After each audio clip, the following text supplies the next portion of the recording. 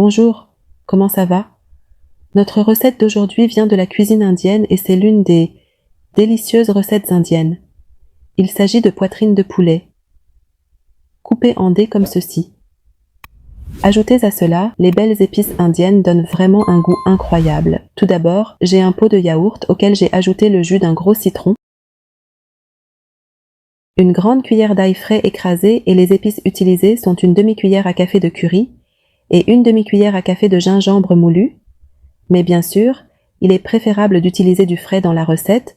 Nous utiliserons une grande cuillère de gingembre râpé, une cuillère à café bien remplie de curcuma, une grande cuillère de garam masala que l'on trouve bien sûr dans n'importe quel grand hypermarché, et une demi-cuillère à café de paprika fumé, une cuillère à café bien remplie de coriandre séché, et enfin une demi-cuillère à café de cumin moulu. J'ajoute maintenant la quantité d'épices. Et à ce stade, je n'ai pas encore ajouté de sel, et si vous souhaitez ajouter des épices. À ce stade, vous pouvez en mettre un peu plus selon votre goût. Mais moi, je me suis contentée d'une grande cuillère car c'est un peu piquant.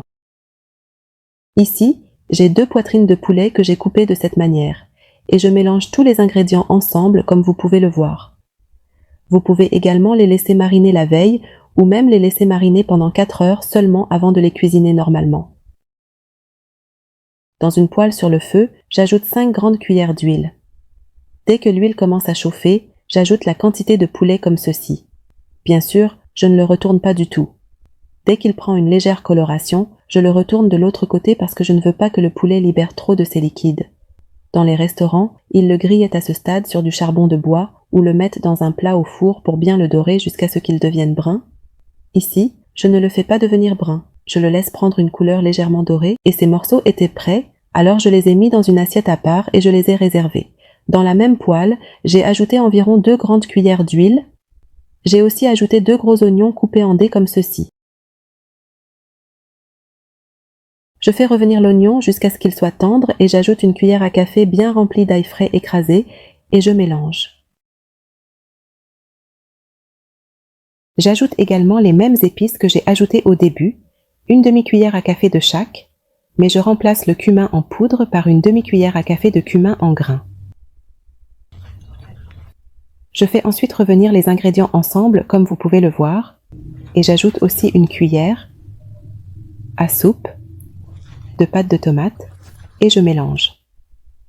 J'ajoute également 2 grandes tomates coupées en dés et je fais revenir les ingrédients jusqu'à ce qu'ils ramollissent. À ce stade, j'ajoute une tasse et demie d'eau bouillante, je mélange bien les ingrédients ensemble et je couvre pendant 10 minutes pour les laisser mijoter un peu. Une fois que c'est fait, je mixe tous les ingrédients ensemble jusqu'à obtenir une texture lisse et crémeuse. Ensuite, je passe le mélange à travers une passoire et je le filtre très bien. À ce moment-là, c'était prêt avec moi et c'est la consistance souhaitée. Je le remets sur le feu et dès que ça bout, j'ajoute la quantité de poulet comme ça. À ce stade, j'ajoute une cuillère à café bien remplie de sel et bien sûr, le sel est selon le goût ou selon la quantité de poulet que vous utilisez. Je vais couvrir pendant seulement 10 minutes. Puis après 10 minutes, j'ajouterai un cube de beurre. Dès que le beurre fond comme ça, j'ajoute une demi-tasse de crème de cuisson. Et je mélange les ingrédients ensemble pendant seulement 5 minutes. Enfin, j'ajoute des feuilles de coriandre verte finement coupées et des feuilles de fenugrec, comme garniture. Honnêtement, cela donne un goût très agréable à la recette. Et bien sûr, si vous avez des feuilles de fenugrec fraîches, ajoutez-les. Elles ont vraiment un goût délicieux et sont essentielles dans la recette.